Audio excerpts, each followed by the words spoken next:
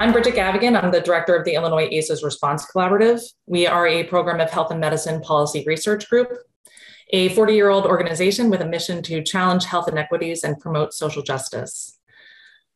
Before we get started, I want to take a moment to acknowledge that we are convening today to talk about the importance of being trauma-informed and healing-centered, not 24 hours after a gunman shot and killed 19 children and 2 teachers at Robb Elementary School in Texas. We do not yet know all of the details of this latest incident of mass violence, but we do know that the community will need resources to support healing and recovery over the long haul. And we know that this is happening at a time when we are still reeling in the aftermath of the shooting in Buffalo, New York, a week and a half ago, and more locally with a mass shooting that took place in Chicago just last week. We know that there is widespread trauma associated with witnessing these tragedies. The National Child Traumatic Stress Network has developed resources to help communities navigate what they are seeing and hearing, including its impact on children. We are putting a link to their resources in the chat, and we will share them in our follow-up communications. But ultimately, what we need is policy change to address gun violence in all of its forms, and we need it now. I know that some of our speakers are going to touch on this today.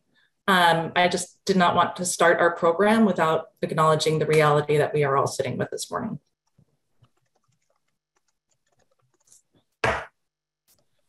Some things to note before we dive into the program. We invite you all, and I see some of you have already started, to introduce yourself in the chat with your name, your organization, and where you're located. If you have any questions or tech issues, we ask that you use the Q&A rather than the chat function, just to make sure that we see it right away and we're able to address any challenges that you have right away. Because our agenda is really packed, we are not going to take questions live, but my colleagues at the Collaborative, Madison Hammett and Myra Diaz, are going to be diligently responding to questions that come in real time. If you have questions specific to the speakers, we will collect them and share them with the speakers and be sure to follow up after the event. We are recording the session. We will share a link of the recording as well as any slides and materials and follow-up messages. As I noted, we are here to observe Illinois' 4th annual Trauma-Informed Awareness Day. For over a decade now, the Collaborative has been working with partners in the state to build a movement to prevent trauma across the lifespan, to promote thriving, and to put the issues of trauma, resilience, and healing on the forefront of the equity agenda in Illinois. Trauma-Informed Awareness Day has become an annual opportunity to note our progress while recommitting to our purpose. I'd like to thank State Senator Julie Morrison and State Representative Robin Gable for sponsoring the Illinois House and Senate resolutions designating today as Trauma-Informed Awareness Day in Illinois. The resolutions are a powerful call to action. They implore state policymakers to not just become aware of the impacts of trauma, but to also implement policies and practices to prevent and address trauma and to promote healing at the individual and community levels. The resolutions also encourage policymakers to reshape the process itself to make policymaking more trauma-informed by incorporating principles such as safety, trustworthiness, collaboration, emphasizing strength-based approaches, and social justice into the policymaking process. We have been asking folks to join us in sharing your perspective on what would make a trauma-informed Illinois and what it would mean to you in your community via social media. Here's how the Illinois ACEs Response Collaborative team has responded to that. We invite you to participate in this campaign by posting to your social media today and throughout the week. Myra Diaz from the Collaborative will be entering the template that we're suggesting folks use into the chat. Feel free to tweet more than one idea. We know that there are many, many solutions that we need in the state, and we want to hear from you. We want to collect that great information, and we want to be able to share out your ideas. We've already gotten some great responses to this, and if time allows, I'm going to share some of those at the end of the event. We have a great lineup of speakers. I'm so grateful are able to join us and share their vision, their ideas, and their commitments for making Illinois more resilient and healing-centered.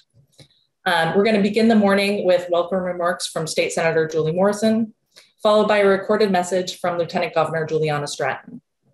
We will then transition to our leadership panel, This is a group of champions who are working at the state level on policies, programs, and practices that are designed to prevent trauma, promote healing, and build resilience.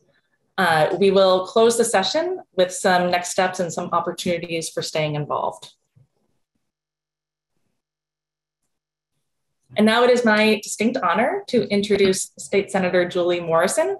She has served as state senator for the 29th district since 2012, where she has focused on legislation to protect children, the rights of people with developmental disabilities, and issues involving ethics and good government. So much alignment with the work that she's doing with what we're going to be talking about today. So with that, allow me to stop sharing my screen and turn it over to the senator.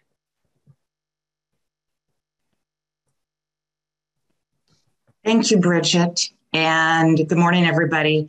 A special thank you to the Collaborative and to the Health and Medicine Policy Research Group for bringing together hundreds of us this morning.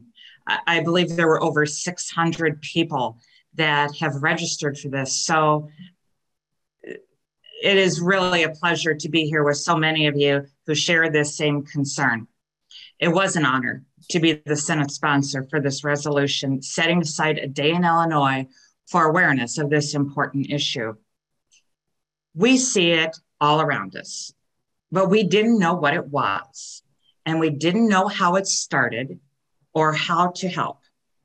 Violence and depression and isolation, the inability to form and maintain healthy relationships, hurting others, hurting ourselves, addiction.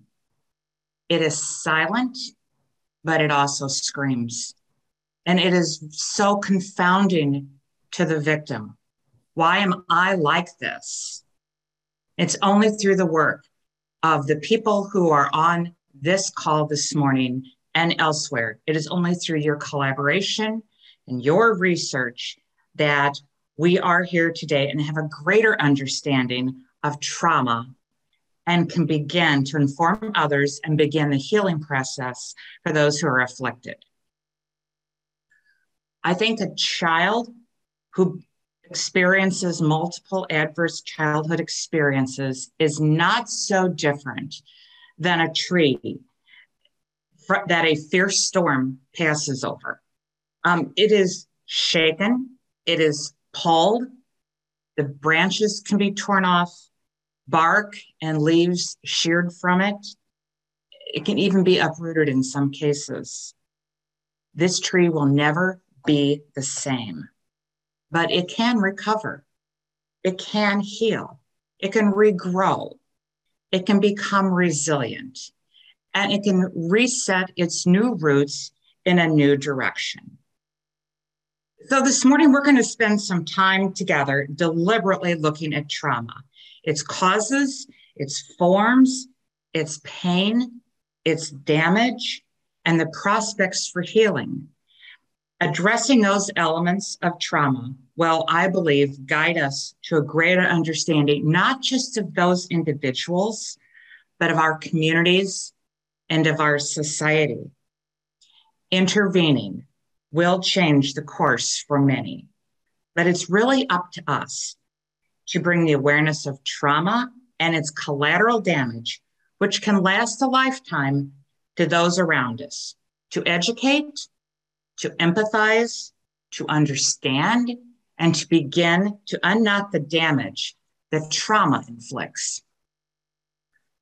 I'm really honored to be a part of this morning and to lead things off. And I also recognize it is likely that just about everyone else on this call has much more expertise on this issue than I do.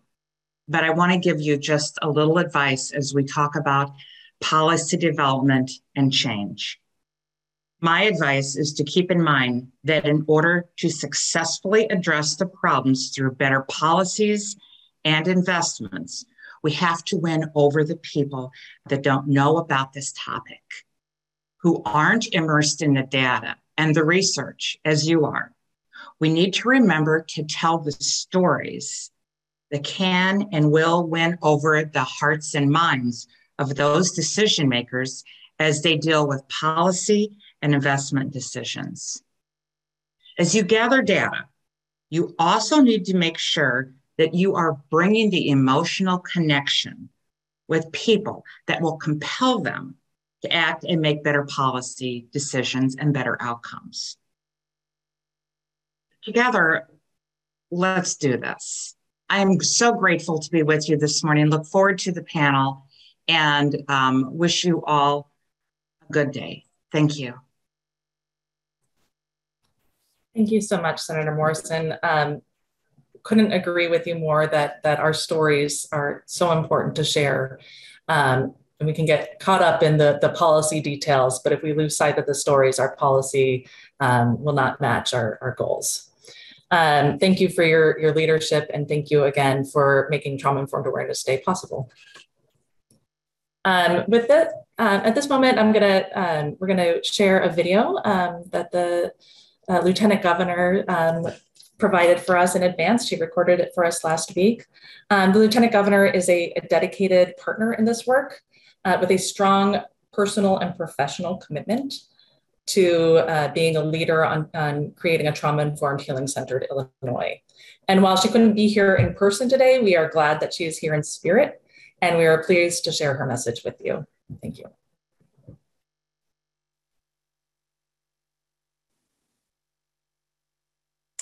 Hello, everyone. I'm Lieutenant Governor Juliana Stratton, and I use she, her pronouns. Thank you, Senator Morrison, for that warm introduction and for your continued efforts to bring healing and care into policymaking.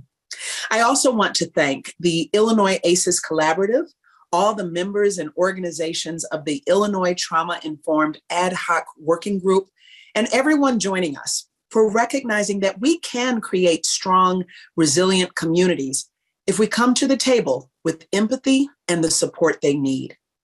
It is my honor to join you in commemorating this year's Trauma-Informed Awareness Day. On this day, during Mental Health Awareness Month and every day, we recognize that strong communities are healthy communities. And every day, we continue the work to build an Illinois where everyone can be well in mind, body, and spirit. For that to be accomplished, people need the tools to be well. And we as leaders and change makers need to be there for them from the beginning. You see, the Maasai warriors in Africa don't greet each other with a simple hello. Instead, they traditionally greet each other with, "And how are the children?" The Maasai know that if the children are well, the entire village is well. And if they are told all the children are well, then that was literally all they needed to know about the health, safety, and well-being of their entire community. You know, I oversee the Justice, Equity, and Opportunity Initiative, or JEO as we call it, housed in my office. And as we work to bring healing to Illinois' justice system, we are also asking, how are the children? And we asked the young people and their families who've been touched by our justice system, how can we help them to be well? And that's how we developed the 21st Century Illinois Transformation Model in partnership with the Illinois Department of Juvenile Justice to reform facilities so children are closer to their families and in more healing environments. When we talk about trauma-informed policy, it's really about building the groundwork for a continuum of care that addresses all the aspects of life where barriers and inequities prevent people from living a whole life. And we're digging in on all fronts.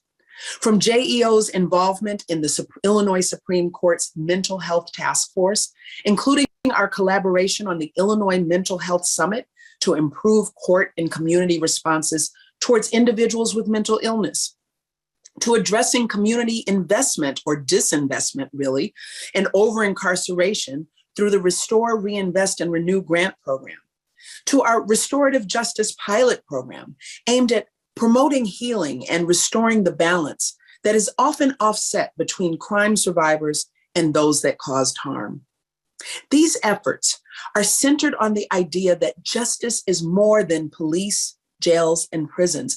Justice is also ensuring that there are enough resources and support in every community to be safe and secure.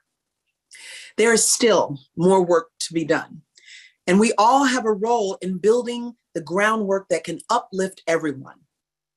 This Awareness Day is an opportunity to highlight not just the need for trauma-informed and healing-centered policies, but how we make them a reality.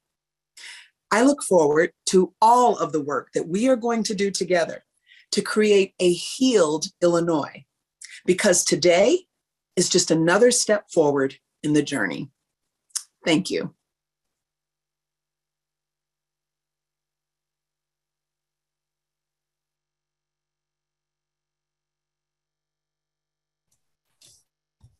We thank the Lieutenant Governor for her inspiring remarks. I'd also like to extend my thanks to the team at the Justice, Equity, and Opportunity Initiative, particularly Director Yakov Delaney and Orlando Mayorga, for their dedication and collaborative approach in taking steps to make sure that we have a cohesive response to being a trauma-informed, healing-centered state. With that, I would like to turn the program over to our leadership panel. And in doing so, it is my pleasure to introduce Dr. Colleen Cicchetti. Colleen is likely a very familiar figure to many of us on this webinar, having spent her career identifying, implementing, and advocating for trauma-responsive policies and practices. She wears many different hats in advancing this work. She is the clinical director of the Illinois Childhood Trauma Coalition, which was founded in 2005 as a voluntary statewide collaborative of over 120 organizations that are committed to applying a trauma lens to their efforts. She is also the executive director of the Center for Childhood Resilience at Lurie Children's Hospital of Chicago. She's a fierce advocate for meaningful policy and systems change, and she is a close partner who was instrumental in helping design the program today. So we're so appreciative to have her here today to introduce our panelists.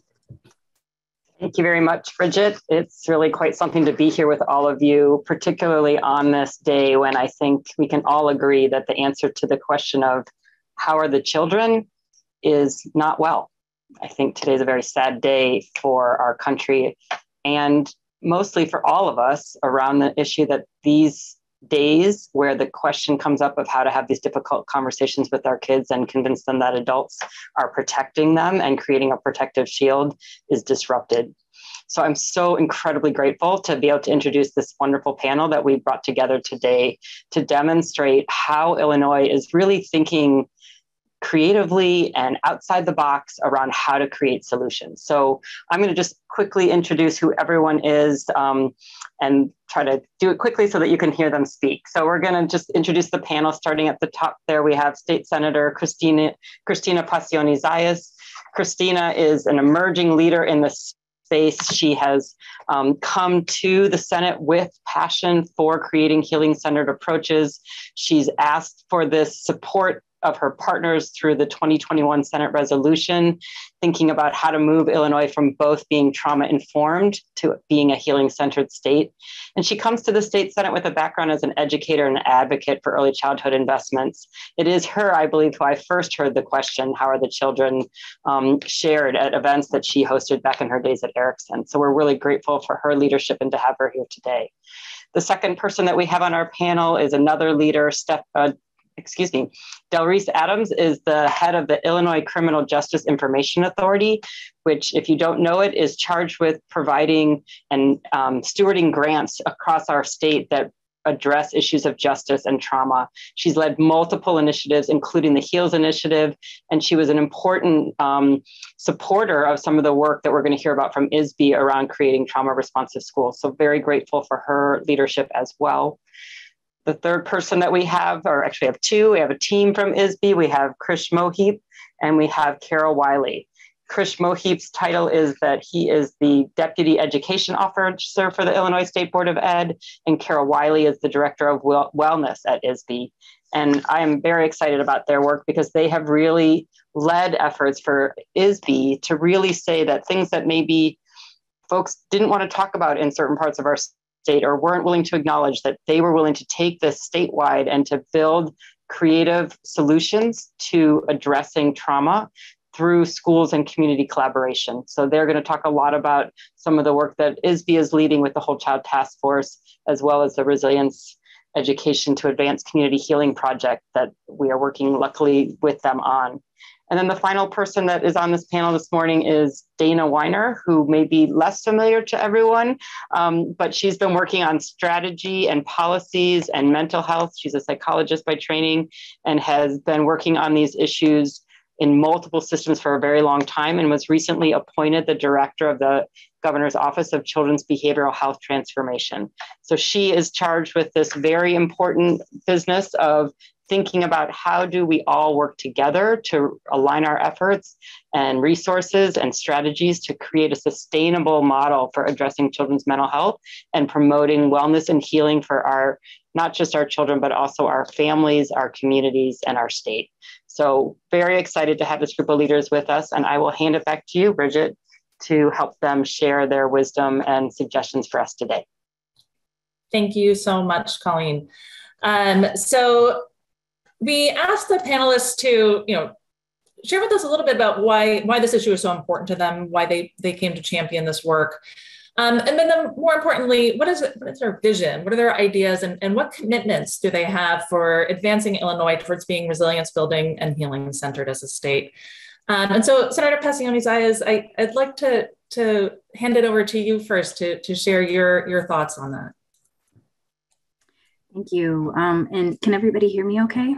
Yes. Awesome. Thanks for having me. I really appreciate us being in community today, especially in light of not only what happened yesterday and how tragic that is, but unfortunately, this is becoming incredibly commonplace, whether it was what happened in Buffalo at the hands of white supremacy, but also in Chicago. This happens constantly in our communities, and we cannot become desensitized to it. I come into this work as a practitioner, but also a child of the community. I am the only child of two community organizers who met at the local Boys and Girls Club. And, really this concept of, and how are the children, in many ways, my parents embodied that. It was about creating community space and making sure that young people were seen, heard, validated, and uplifted. And so it kind of inherently in the way that my parents were working at the club, and that being essentially my second home, what we learned was this concept of social responsibility, that we are each other's business. And that's kind of what I want to focus on, because that really is what propelled me into the work of being a practitioner in the field of education. Over the past 20 years, I've served in different capacities, whether that is in community-based organizations or in Chicago public schools, specifically around violence prevention. And then, of course, the past 10 years in early childhood around advocacy. But, I want to kind of speak a little bit to, and I'll touch on the vision, but I just kind of want to think about and offer for the group for a little kind of marination here. One of the influencers in terms of where I come out of the work with healing-centered engagement is a fabulous book called Hope in Healing in Urban Education by Dr. Sean Ginwright out of California. And one of the things that Dr. Ginwright puts out is, when we think about healing-centered engagement in the context of our state, I want us to think about, again, what we're responding to, right? We're acknowledging the impact of trauma of individuals, of interpersonal trauma, collectively at a community level, the historic and generational trauma that our communities have experienced, and translating that into what we aspire to be as a state. And once we acknowledge that, trauma exists in all corners of our state at various levels and degrees across the state, we have to be deliberate in terms of how we construct policy that either enables or prohibits healing. And when we think about and understand that individual and interpersonal healing can only go so far, because when we have institutions and systems that further perpetuate harm, knowingly or not, that is something that we have to be very deliberate about reimagining and transforming. And sometimes it can be kind of difficult to acknowledge that we may be participating in a system that is causing harm, especially if we find ourselves in positions of decision making and power and leadership, because our intent may not be to harm, but we also have to be aware that the impact, how it lands, may be harmful. And it's okay for us to take responsibility for that. And it requires that deeper look in terms of how our actions unknowingly can be contributing to a system, a policy, or a practice that produces trauma, whether we intend for it or not. And so, some of the examples I'd like to highlight in terms of the vision, of course, because I've got the education background, right? I'm going to constantly be bringing this back up. And, a lot of my kind of practitioner work, was, I have to give a shout out to Dr. Trichetti because, she was our coach when I was working at Roberto Clemente Community Academy in Humboldt Park on the northwest side of Chicago, predominantly Puerto Rican high school. We were really trying to shift the culture and climate in terms of, how young people were seen in that space, how they were heard in that space, and how we were accompanying them on their human journey, right? In so many ways, schooling has been, and I know this is going to sound weird coming from an education person and also former board member of the State Board of Education, schooling has been very harmful for a lot of our young people. And particularly when you don't fit in the mold of white, middle class, school able, heterosexual, all of the kind of, the molds that we're supposed to conform to. And so, just being in a school in itself can be harmful. And then there's practices and policies that reinforce that, right? And so when we were at Clemente, we were really trying to start with centering young people in our work. And where Colleen was really helpful with us was establishing care teams. And that didn't just come out of anywhere, right? We spent a couple of professional development sessions learning about brain science. Actually, you can thank Colleen for getting me into early childhood, because I was literally in this professional development, and she was going through, the fundamentals of brain science. First 5 years of life, the brain is developing 90%. Early experiences matter, trauma and resilience. And I was just like, oh my God, working 16-hour days in this high school, specifically on violence prevention strategies. I was like, I'm on the wrong side of the spectrum. I need to jump on over to early childhood, because if we can change the course in the beginning, that is a very different thing. But while I was there, what I was so grateful for was to be a part of a group of folks within the school building. Some of them teachers, some of them are support staff, some of them are clinicians, some of them are community members. And this care team was responsible for when a young person was referred. We did some training with our teachers. Like sometimes there's some stuff that is definitely some discipline stuff. Sometimes there's some stuff that's a little bit deeper. And so it was really about, identifying what is the root cause of why this young person is presenting in this particular way or behaving in this particular way. And instead of saying what's wrong with you and you need to be punished, it's what's happened and how can we support you in processing and making some different decisions so you can be lifted up and you can, pursue your goals. And in this team, we literally would make individualized care plans, kind of, the social emotional version of individual education plans. And it was absolutely transformative. It was everything from, okay, we need to, make sure this young person has a mentor, or we might need to do a screening for trauma, and we might need to make a referral for more intensive therapy, or maybe perhaps we need to enroll this young person in anger management class. I used to actually lead one of those with the group of young women that a lot of people would, label as quote unquote the bad girls. These same young women, oh my God, I have such amazing memories of us going to the Bean together.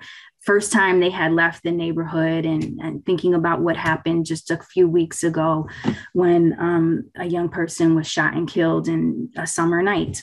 But the point is that in this space, you had educators and partners and stakeholders literally wrapping around young people and understanding that the behavior that they are presenting is not the sum of the whole of that young person. It is reflective of perhaps what they came from the night before. It is reflective perhaps of a childhood of struggle. It is reflective of all these kinds of layers, but it is not the whole definition of them. Because there is absolute amazing brilliance and light and intelligence and wit. And how can we support that young person in presenting that in a way where they feel good about themselves? I mean, for me, the best feeling was whenever I would work with a group of young people and they felt like they accomplished something, it was like they were like 10 feet tall. They felt so proud. That gave me the chills. That's where I knew that was the work I needed to be a part of. And so essentially, for me thinking about this, because I've been traveling to, all of the schools within the district. And I was just with a school yesterday before the news broke about the shooting in Texas. And we were talking about care teams, and we were talking about healing circles. And we were also talking about power dynamics between adults and young people. And ultimately, what it boiled down to was the importance and primacy of relationships. And so, for me, thinking about all of the different systems that our state is responsible for and all of the different programs and services, it's really about how do we act as agents of connectors and agents of deepening human relationships, because that is literally the difference maker in this human journey, this life journey. And so whether you are an educator, whether you are a direct service provider, whether you are a religious leader, whether you are a parent, whether you are an orator, whether you are a legislator, the point is, how can we humanize our connections in every twist and turn? I always get a lot of constituents that, they want to sit down and they want to lay out all these, problems that they have and all that. And I specifically made sure I had on my team of constituent services, social workers. It makes a literal difference. And sometimes my, constituent service person is like, I don't know what to do for this person. And she's breaking down. And I said, I think he just wanted to be heard. I really think he did. I mean, obviously, this is out of our hands, what he's bringing up to us, and we can facilitate some connections and do a follow-up and so on. But I really think he needed to be heard. And so for me, that social worker is making a difference in my legislative work and my constituent work. Social workers and educators they literally make the world go round. The last thing I want to just kind of highlight, right? So the relationships piece and how we can, within our systems, put the primacy of relationships, because, how we work as a state should not be transactional. It needs to be transformational. And that's what healing-centered engagement is really about. It is about how do we heal internally, interpersonally, and how do we clearly look at our systems and structures to ask that question. Is this policy and practice facilitating healing, facilitating resilience, or is it producing additional harm and dehumanization? Right. And so the other piece, because we are a state that is diverse, because I represent a very diverse district, I think what's incredibly important in this healing-centered work is to really acknowledge the significance of having culturally and linguistically responsive practice and services. That makes a world of a difference when you can speak to someone in the language that they feel most comfortable in, when you understand the cultural references that they are talking about, when you are not centering a Eurocentric way of well-being, right? We know in our communities, there are nuances, there are complexities, we are three-dimensional one-dimensional individuals, and we need to acknowledge that. And so the last piece in this is that, yes, we have state agencies that provide services. Yes, we have legislators' offices that provide services. But I really want to shout out the importance and significance in this healing-centered engagement work, because it's happening literally right now, are our community-based organizations and providers. These individuals are at the front lines. They have the most expertise. Why? Because they have the lived experience, because they are the closest to the problems and therefore have the best solutions in terms of how to address this work. And we as a state have the responsibility to support their capacity building, because we can't do it all. And because, again, historically, we've got some work to do in terms of our infrastructure within the state for it to be healing centered. But I'm going to stop right there, because I think there's going to a lot more in terms of everyone else on this panel in terms of what they could provide. And I'm so pleased to also be on this panel, because I have worked closely with many of these individuals, and I'm just honored that we have a shared vision and we happen to be in these positions at this moment, because we are going to make that difference. Wow. I thank you so much, Senator. That was truly inspiring. I heard the theme of responsibility come through over and over again. Our responsibility to each other, our responsibility to ask the right questions, our responsibility to elevate and listen to people with lived experience, to support the community-based organizations that are closest to knowing what the solutions are in their communities. Truly inspiring. I'm so glad to be on this journey with you, and I'm so glad that you joined us here this morning. I'd like to turn the conversation to Director Adams with the CEJA. I know that the CEJA has developed a statewide violence prevention plan. You're investing in a range of community-based violence prevention work.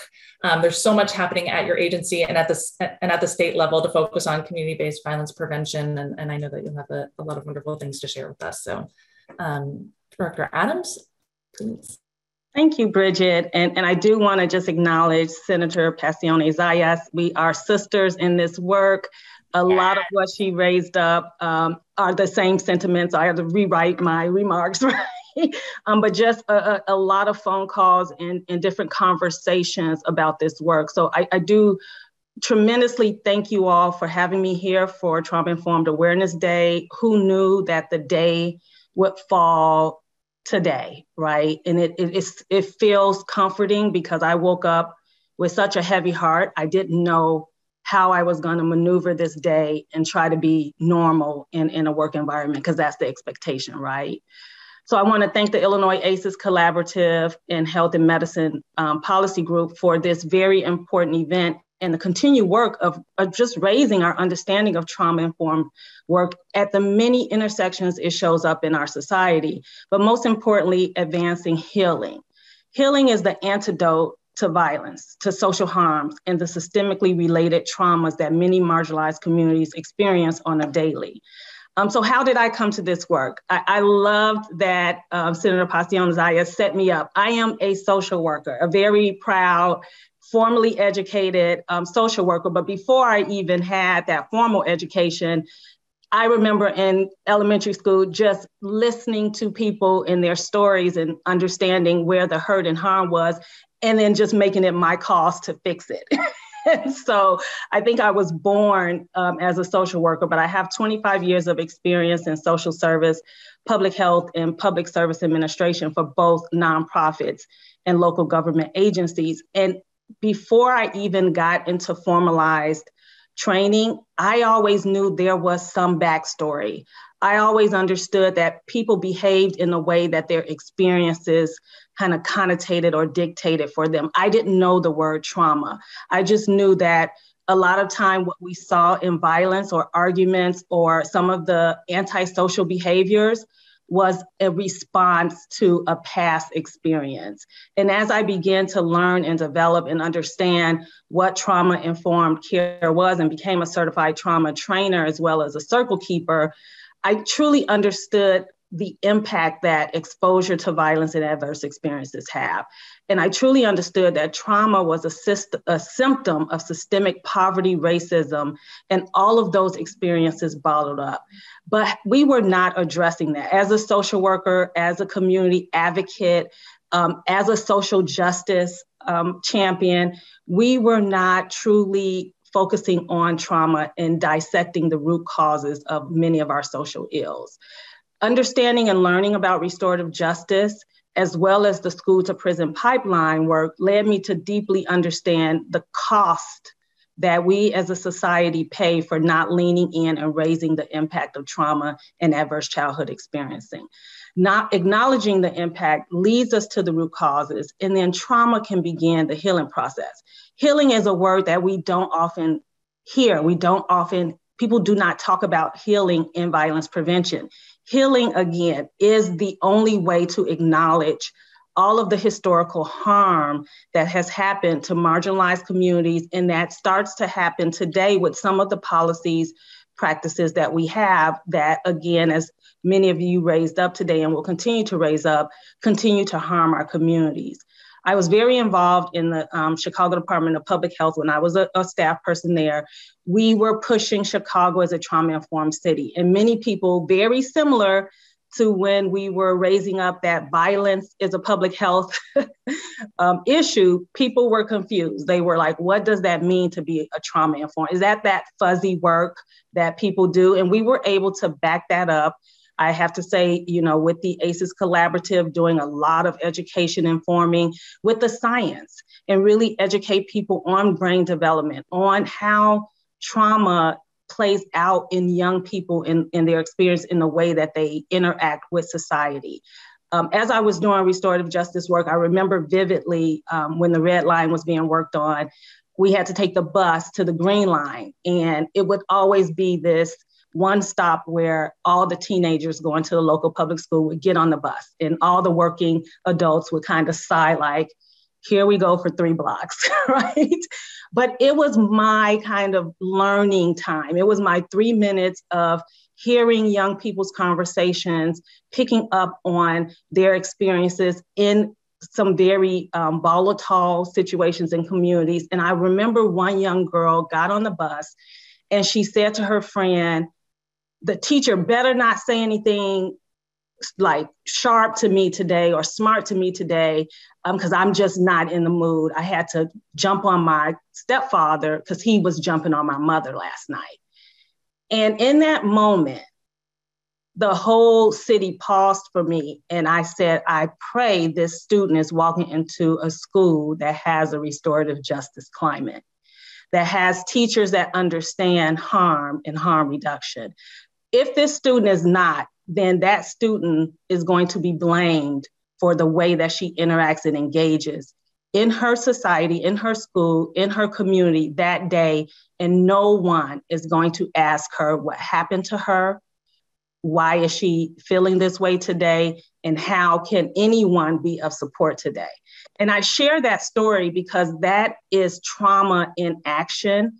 And as a society, we have to be able to acknowledge these things. We have to be able to be honest in conversation, honest in what we're experiencing in a world that is full of white supremacy and historical disinvestment. We have to really face these things head on and not be afraid to have those truly honest conversations. But the flip coin of that is that we have to have solutions. We have to have services. We have to have resources. We have to have a place to send people who are hurting, who have experienced these adverse things, who have experienced domestic violence or community violence. We don't oftentimes have that in place. We don't know how to help people when they come to us seeking services. So I just want to kind of shift a little bit and talk a little bit, because as executive director of ICEJA, I continue the work. I started it in community as a case manager, moved to the city where we did training to develop trauma center curriculum with our sister agencies, Department of Family Supportive Services, Chicago Housing Authority, the Office of Emergency Management. We understood the intersection and the thread necessary to have all of these different platforms and multi-sectors understand and looking at trauma through a lens of their work. And I continue that work statewide, championing alongside the Lieutenant Governor and her Office of Justice, Equity, and Opportunity, who are really truly compassionate and want to make Illinois a trauma-informed state. And we understand that's a big lift. As Lieutenant Governor stated from the Messiah Tribe, how are the children? And Colleen, you really resonated it best when she said, today we can answer the children are not well. Well, in Black and Brown communities, historically, for the last 400 years, the children have not been well. And when that question has been asked in our communities, the answer has gone unattended to. No one has cared, right? And so now we're at a point where we talk about mass shootings. I would say, like, my priority as a leader across the state is one shooting is one too many. And we define a mass shooting as 4 or more. So imagine how many communities don't get the acknowledgement, don't really get the attention because only one kid got killed that night. One kid is too many, or one kid got murdered in a community. For many years, those stories have not made the media. And now we're beginning to see these stories more and more because we have a definition of mass shooting that allows the media to sensationalize the lives of people who have been shot in a more number than 4. And it's sad. It's sad as a society because we should be looking at solutions, looking at how we fall short, looking at the services that are needed in our neighborhoods when just one life is at stake. So one of my priorities across the state is prevention. As Colleen mentioned when she introduced me, ICEJA is a grant administering agency, and we also perform research analysis. We have a comprehensive statewide violence prevention plan. And in that plan, we have seen through the data that prevention dollars have dwindled across the state. And understandably, people want immediate outcomes. When we look at the violence prevention tiers, a lot of the resources and dollars go into that tertiary intervention bucket. And that's because those are interventions that address immediate incidents. They address immediate types of things that we hear in the news about, a gun shooting that happened that night. Then we have maybe street outreach or intervention that goes into play. But the true, I think, way that we reduce violence is that we have to systemically, at the same time that we address the immediate, that we invest in prevention, that we don't heavily resource Band-Aid approaches and law enforcement only strategies that don't address root causes, but that we look at the systemic ecosystem of education, health, food, having youth people have very viable systems that they can be attached to help their development, and that we invest in those things, and so that we could create resilient and viable communities that young people can thrive in. I often say, like anybody on this call, and there are a lot of friends on this call that I've worked with or been engaged in panels with, and I say, we know what resilient and nonviolent communities look like. We have 77 communities in Chicago, and we lift up 15 or 16 on a given day as high risk. So we know what the other 60 communities have.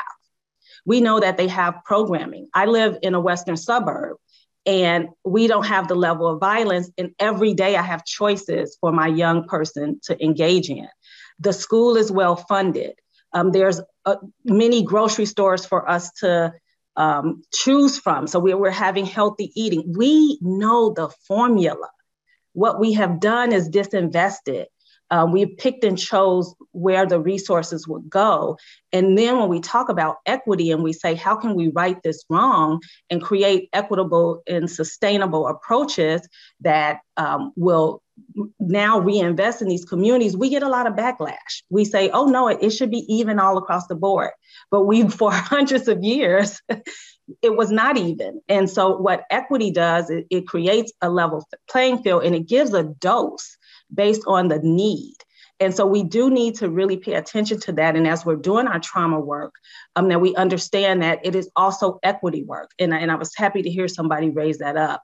At the same time, families face a variety of inequities that create barriers to their healing. And the rise in violence underscores the need for urgent, comprehensive, and culturally sensitive responses to trauma. So we must use what we know in our toolkit.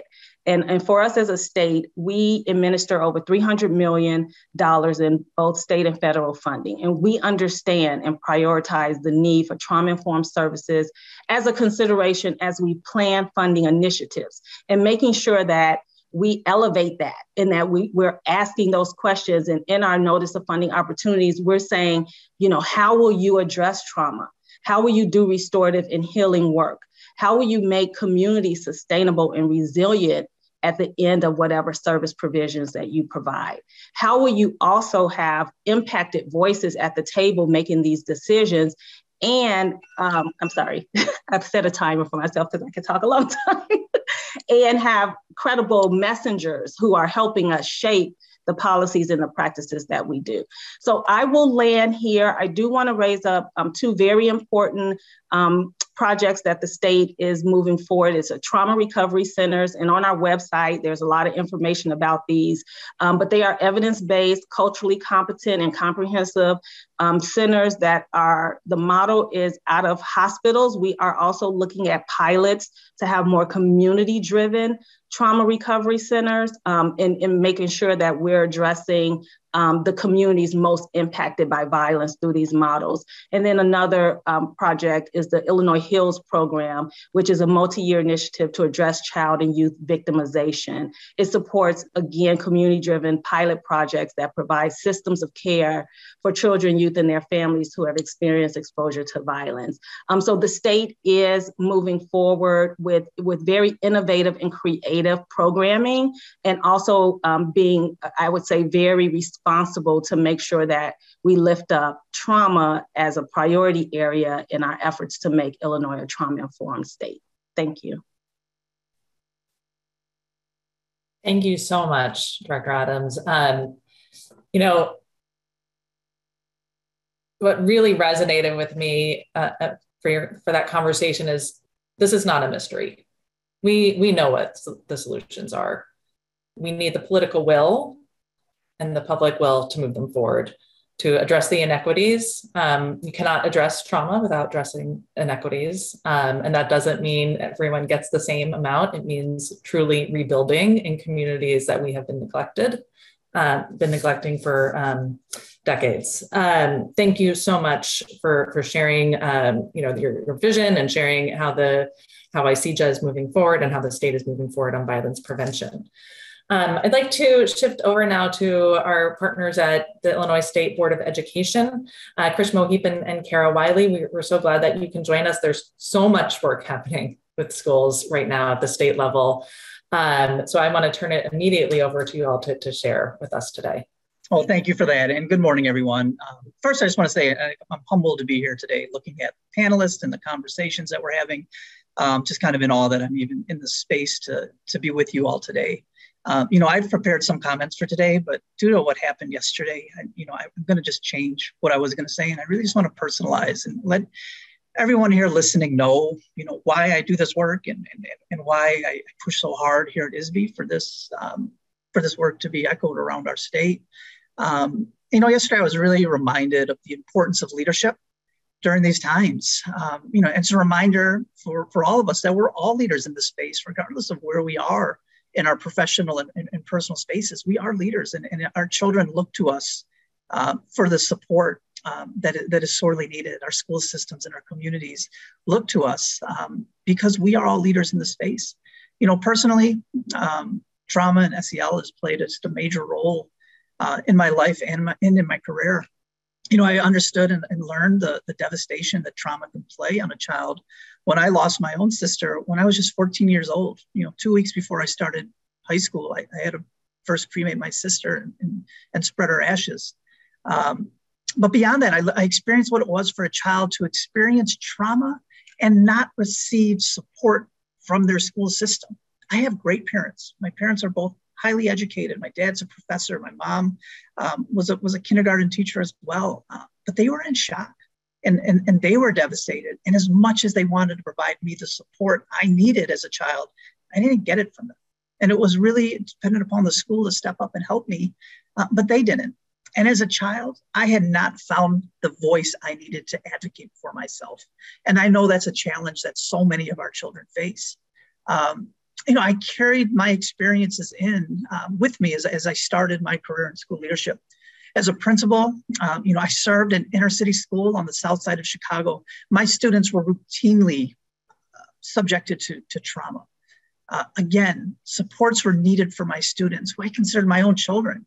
And they were not easily found, right? The school district did not provide in a systemic way what I need as a school principal to support my kids. It was up to me as that principal to bring my teachers together to support the kids.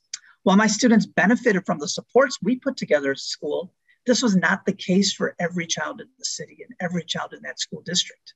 And that for me was a failure of leadership, failure of adults. As a superintendent in an extremely violent city in Ohio, I had the ability to bring supports to all children in the district, implementing things like meditation. I was able to reduce exclusionary practices on a school system that was predominantly Black and brown. We created peace centers in every building. And we worked with our teachers and we built the culture and climate teams and SEL teams at every school to help train our staff on how to better support our children. But again, much like I felt like as a principal, as a superintendent, these supports were only available for the students within my own district and not the surrounding areas. There needed to be a coordinated approach to support all students in Ohio, in Illinois, in our nation, and we didn't have it. When I was asked to lead the Whole Child Task Force here at ISB and with partners around the state, I did not take that responsibility lightly. I remembered what I learned, those lessons as a principal, as a superintendent, and the loneliness I felt doing that work. This task force was an opportunity to plan a path forward to support all kids in Illinois, as well as be a model for the nation. I found a group of people who felt like I felt. It was the utmost privilege to work with this amazing group of adults who came together, and we were able to raise a collective voice and say, this is what every child in Illinois deserves, not just from their school, not just from their school district, but also their community. And as we came together, we realized that being trauma-informed was just scratching the surface. What's the point of being trauma-informed if you're not doing something about it? We pushed and we focused our efforts to bring forward a roadmap on how each school, each district, each community could become trauma responsive with the goal of becoming a healing center. I'm proud of the work of the Whole Child Task Force, and I stand by the recommendations that the team collectively raised. I encourage you to read our report. It's available on the ISB website. Print it out, read it, and don't just set it down, but join us and turning our words that we put on those pieces of paper into action so we can truly support all of our students, the 2 million kids that we serve in Illinois every day. Let's join together to support them. Many of the recommendations that were derived align well with the work we were already doing with ISB. Here at ISB, we took every opportunity to push the SEL work forward that came from the stimulus funding from ESSER. We put out hundreds of millions of dollars to help support SEL.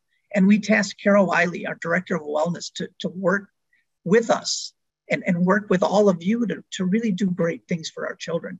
This work started before ESSER. It will continue after the stimulus funds dry up. Kara is a champion of this work, and I did not feel right talking about something she's so passionate about and something that she knows so well. I found it appropriate for her to be here today to share her work, but also be recognized for the great work and advocacy that she does on behalf of the 2 million students we serve. Kara? Good morning, everyone. Promised myself I wasn't going to cry this morning, but I am a mom that just came from an awards assembly. And I think about the parents that woke up today that won't get to go to that awards assembly, right? Like there is no award assembly today for their children. And my heart breaks for them. And it breaks for every child that has gone through trauma that doesn't have an adult next to them, championing them, helping them work through it, connecting them with the services that they need. I have my, my own struggles with trauma. I've watched my own children, persevere. And I feel like they are blessed because I get to be in their corner. My husband and I get to be in their corner, and we get to find them the supports and the resources that they need. But there are so many kids that don't have that opportunity. And that's why today's meeting is so important, and the work that we are doing. And to listen to you, Senator, it brings me back to why I do what I do. When you talk about the collective, like, we are a community. We have a responsibility to one another to take care of each other. And I may not understand or be able to put myself in anyone else's shoes, but I can sit at the table and I can listen, and we can work through this together, and we can find solutions. I am so thankful that I work for an organization in which they found equity, social emotional learning, and mental health and trauma to be of the utmost importance. And we talk about it every day, and we infuse it in everything we do. And every program we run out of wellness, whether it be McKinney-Vento or the out of school time programs, everything we do comes back to these are all our children, and we have a responsibility to take care of them. And we have a responsibility to take care of the adults that are around them. And without each of you and your support and your expertise and your constant advocacy and keep pushing, we wouldn't be where we are. And we're not anywhere close to where we need to be, but we're getting closer. Every day we are one day closer to helping make lives better for each and every one of us and our children. When I think about the work that's going on at ISB, and as Chris had said, this work started before the pandemic. Dr. Ayala and her leadership team saw the need and the importance for this work immediately, and they created the Department of Wellness. And they really charged us to figure out what it is that our schools need, find it, and bring it to them. And then this pandemic, it just further complicated that situation, right? It just drew more and more attention, which is both a blessing and a curse, because we were able to see just how big that problem was, just how massive of an undertaking this is. And so we right away took a look at our ESSER funds, and we worked with Colleen and her team at the center. We began partnering with IDPH on suicide initiatives. We began looking at, okay, we can't possibly have the bandwidth at the state to reach each and every district the way that it needs to be reached. So we created these social and emotional learning hubs, and we've invested in them for the next 3 years. And the goal of those hubs is to find where districts are, meet them where they are, and get them the resources and supports that they need.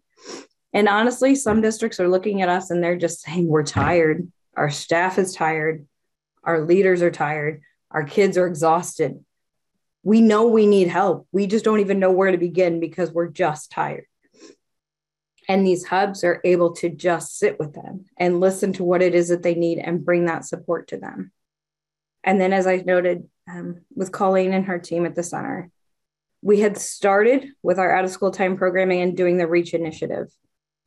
And that was bringing those behavioral health teams, those care teams to the table with an out of school time provider, but making sure we also have a parent at the table, because that is of the utmost importance. We have to hear the students. We have to hear the parents. We have to hear the educators. And we all sit down together and they go through this trauma informed assessment, and then they create an action plan. And from that action plan, they begin to move, and we begin to see things change. And again, not happening overnight.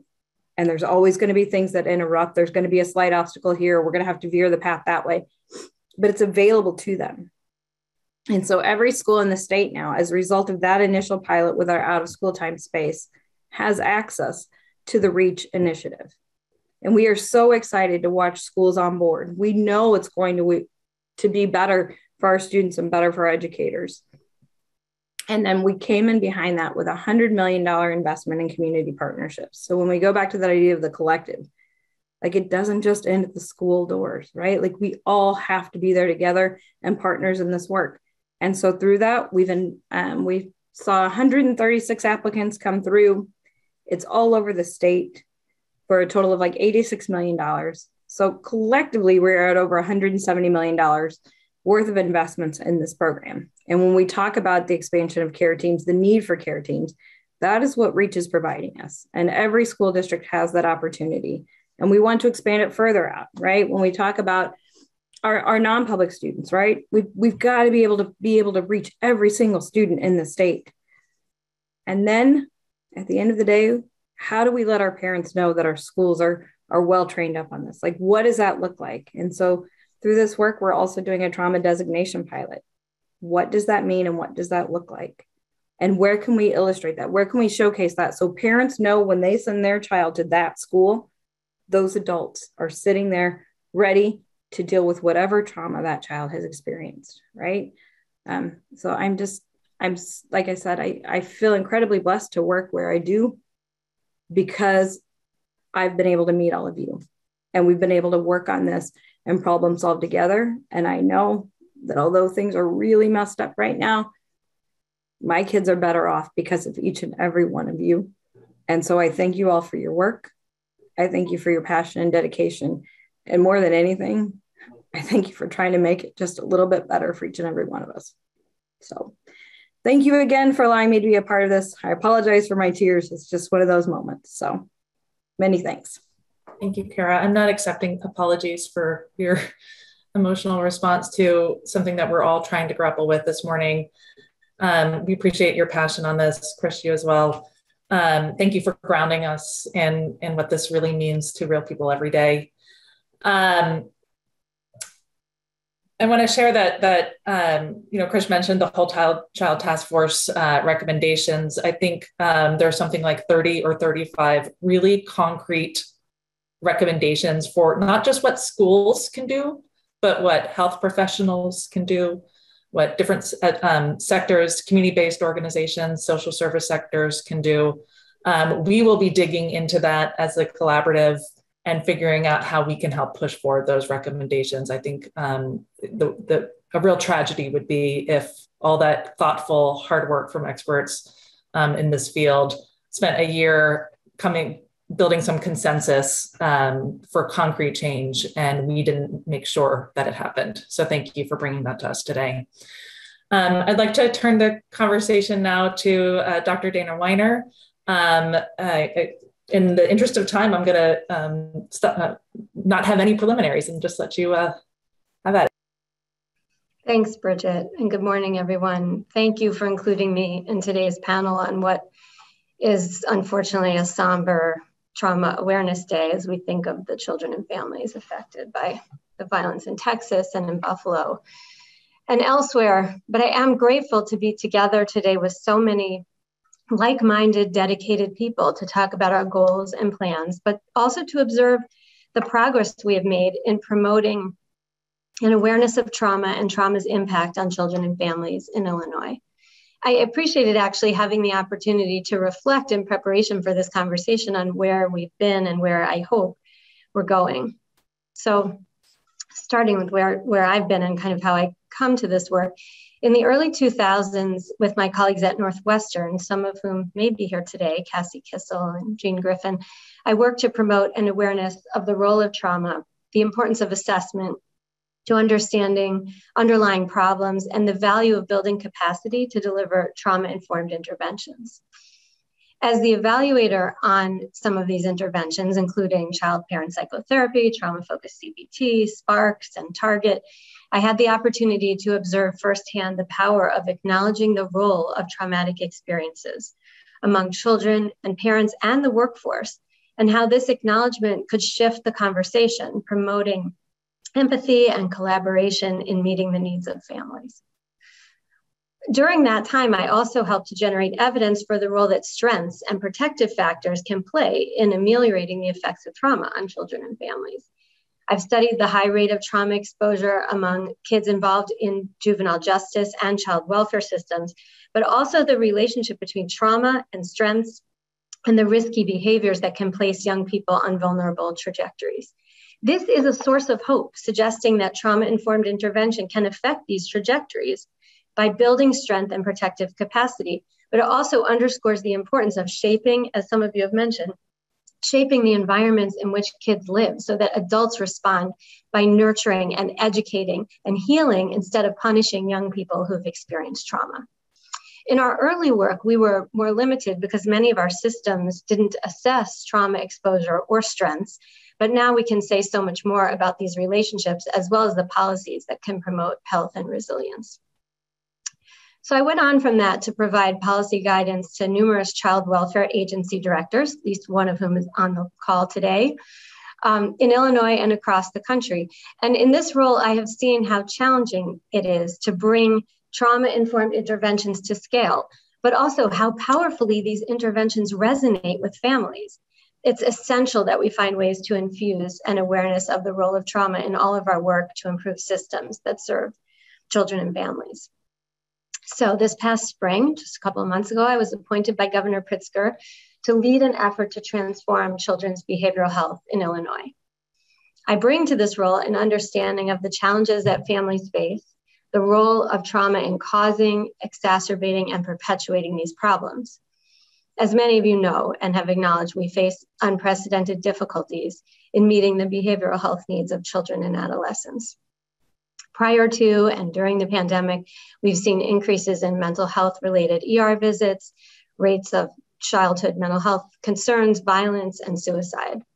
And as you know, trauma is at the root of many of these problems. Trauma awareness is essential to addressing them. We have seen our system shift over time so that we now lack many of the resources that we once had at both ends of the continuum. While we can work to right-size capacity to deliver residential interventions and preventive interventions, we can't solve this problem just by building capacity. We must also reduce demand for mental health services by getting upstream of problems. And that means promoting awareness of the role of trauma among all of the people who have early touch points with children, whether that be in education, in primary care, pediatrics, or in communities. We are in a position to restore the continuum of care thoughtfully by placing a priority on prevention, and these preventive strategies must be trauma-informed. So, the Children's Behavioral Health Transformation Initiative is focused on a few sets of activities. First, I have been working to coordinate among the 6 child-serving state agencies to secure services, supports, and placements for kids with significant and complex behavioral health needs. And I can say that this has happened with the help of an unprecedented degree of interagency collaboration in the context of regular meetings on the status of individual cases and real cooperation in identifying and overcoming the barriers to meeting the needs of kids who are in crisis. It has also happened in partnership with many of you as providers and advocates and experts who bring invaluable knowledge and expertise to these efforts, and with input from individuals with lived experience who can attest firsthand to the challenges they face in just navigating these systems to seek help. So the second thing we're doing is working on a set of analytic strategies to better understand where we fall short in capacity, to understand the tangled processes for accessing care and misalignment among the laws and policies and rules that govern the delivery of mental health services to young people in Illinois. And then the third thing is where we will be engaging in planning. So at the end of the year, our team will deliver a blueprint for transformation to the governor's office to ensure that these new ideas come to fruition in ways that are experienced differently by children and families. By infusing these approaches with trauma awareness, we can be assured that we are acting on a thoughtful, well-informed, and comprehensive approach. So as you're hearing, a lot of our work is focused on the problems we observe and strategies for addressing them. But I think it's also important that we take an asset or strengths-based approach to working this problem.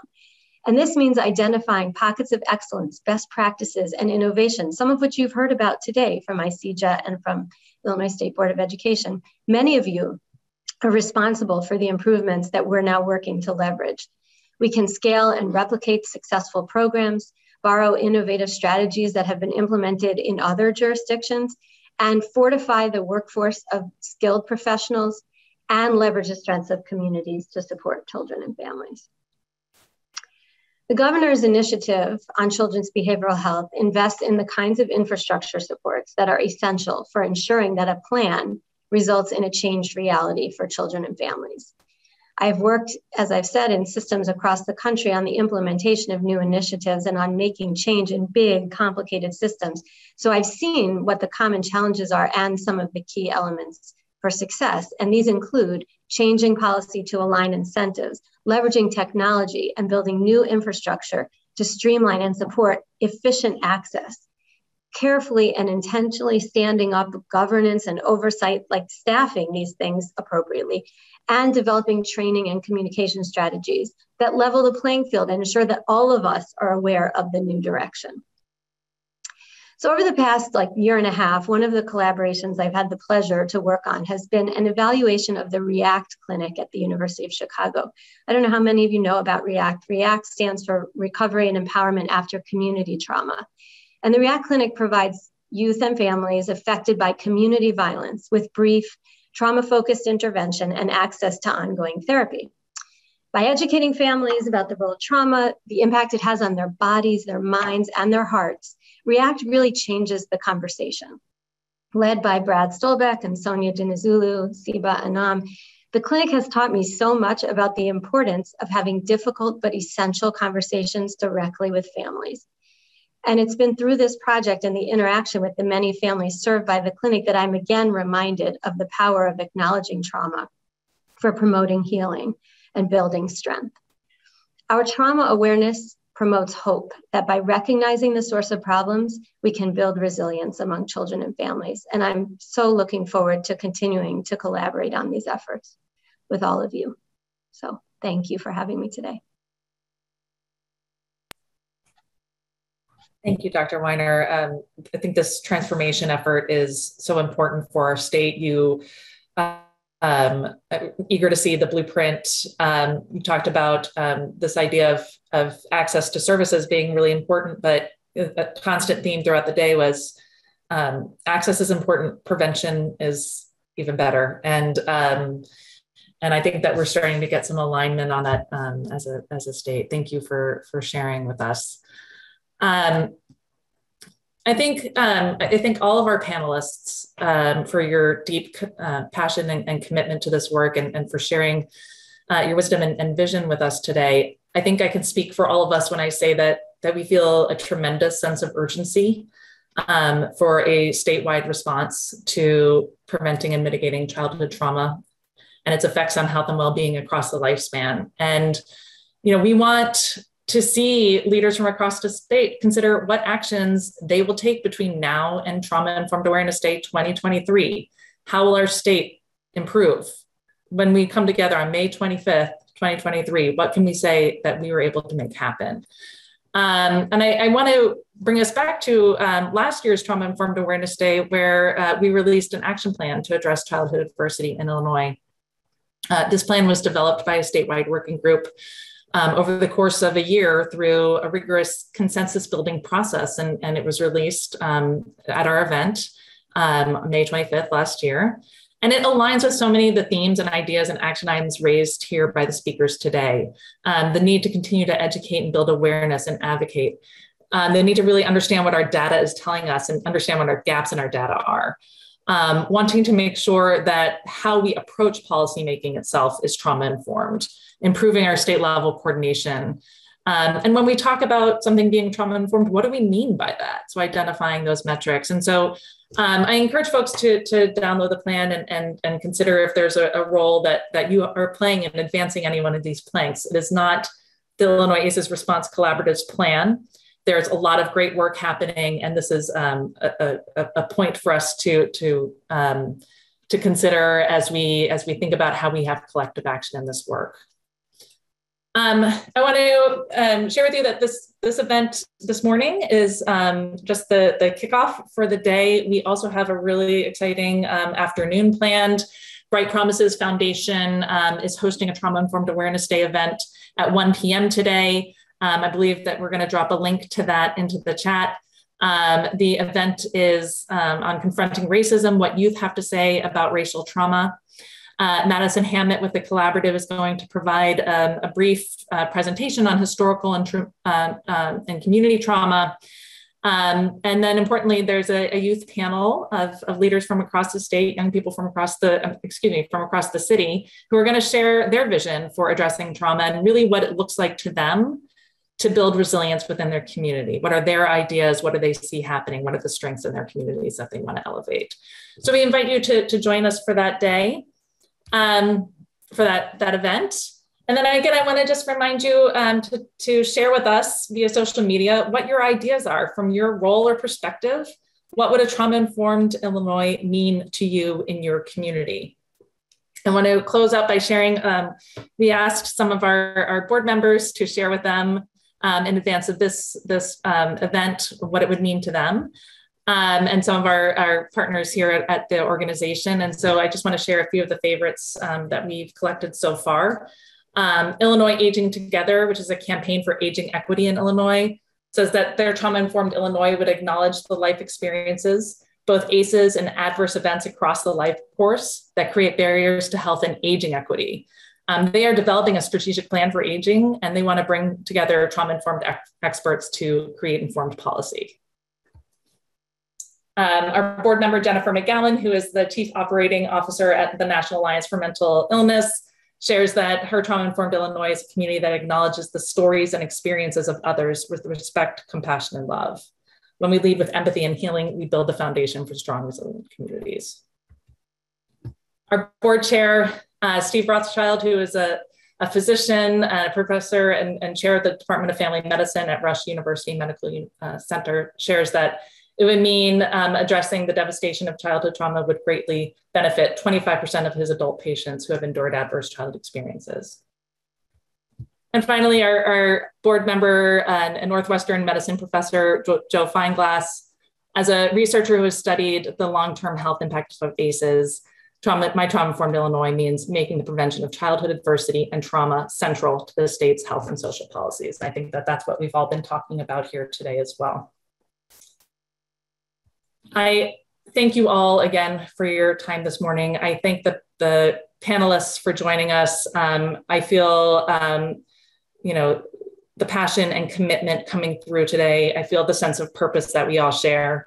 And I am eager for us to continue to work together to make meaningful change here in Illinois, to build upon what we have as a nice foundation of policies that we know that we can further improve. Thank you all today. We will share a recording after this. We will share follow-up materials as well. Thank you for joining us. Be well and be safe the rest of the day.